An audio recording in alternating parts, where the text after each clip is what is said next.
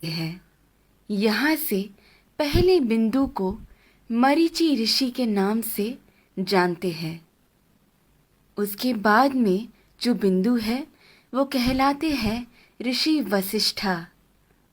ऋषि वशिष्ठा की बाईं ओर आपको एक छोटा बिंदु नजर आएगा। ये बिंदु ही है अरुंधति। ऋषि वशिष्ठा के बाद आते हैं ऋषि अंगीरसा। फिर आते हैं ऋषि अत्रि। फिर दाईं ओर की तरफ मुड़ते हुए जो बिंदु आता है वो है ऋषि पुलस्त्य। उसके बाद आते हैं ऋषि पुलह और फिर ऋषि क्रतु। ऋषि पुलह और क्रतु के अंतर को 5 गुना मिलाकर नीचे की तरफ आएंगे तो वहां बसे हैं ध्रुव नक्षत्र। सदा उत्तर में रहने की वजह से उसे ध्रुव नक्षत्र कहा जाता है। इंग्लिश में हम इसे नॉर्थ स्टार के नाम से जानते हैं। बाल्यावस्था के ध्रुव नक्षत्र अगर उत्तर में बसे हैं तो वृद्धावस्था के अगस्त्य नक्षत्र दक्षिण में बसे हैं। अगस्त्य और ध्रुव नक्षत्र हमेशा उसी स्थान पर ही पाए जाते हैं। इन दोनों के बीच में मौजूद आकाश गंगा सतत घूमती रहती है। इस कारण से हमारी धरती अक्ष के ऊपर घूमकर घूमती रहती है। ये सच है कि सारा जगत भगवान के इर्द गिर्द घूमता रहता है,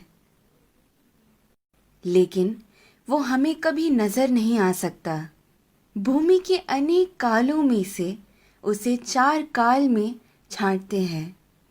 ऊपर नजर आ रहा पीठ के बल सोया हुआ प्रश्न चिन्ह के आकार में बना हुआ सप्त ऋषि मंडल हमें वसंत ऋतु में ठीक ऐसे ही नजर आता है। आगे बढ़ते हुए शिशिर ऋतु यानी ठंड के मौसम में हमें सप्त ऋषि मंडल ऐसे नजर आता है। फिर शरद ऋतु में जब सारे पत्ते झड़ने लगते हैं तब सप्त ऋषि मंडल हमें ऐसे पीठ के बल सोया हुआ प्रश्न चिन्ह के आकार में नजर आता है। और फिर ग्रीष्म ऋतु यानी गर्मी के मौसम में हमें सप्त ऋषि मंडल ऐसे शीर्षासन कर रहे प्रश्न चिन्ह के आकृति में नजर आता है।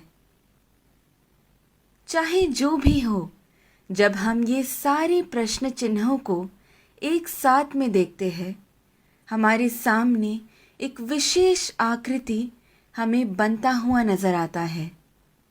वही कहलाता है हमारा स्वस्तिक। स्वस्थ का मतलब है आरोग्यवान। स्वस्तिक का महत्व मेरे पिता मुझे हमेशा से बताते आए हैं, लेकिन हर क्षण प्रयोग में ला रहे इस स्वस्तिक का जन्म कहाँ से हुआ ये आज मेरे पिता द्वारा जाना, जो आप सभी में मैंने बांटना चाहा। ध्रुव नक्षत्र को देखते हुए हमें ये मालूम होता है कि हम पूरी जिंदगी जिस दिशा की ओर बहते जा रहे हैं वही है उत्तर दिशा।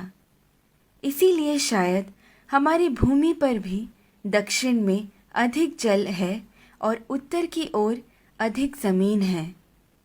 इस विषय को इतनी सुंदरता से वीडियो के रूप में बनाकर आप सभी को समझाने का श्रेय जाता है मुक्ता जी को। धन्यवाद। तत्परा अहोरात्रा।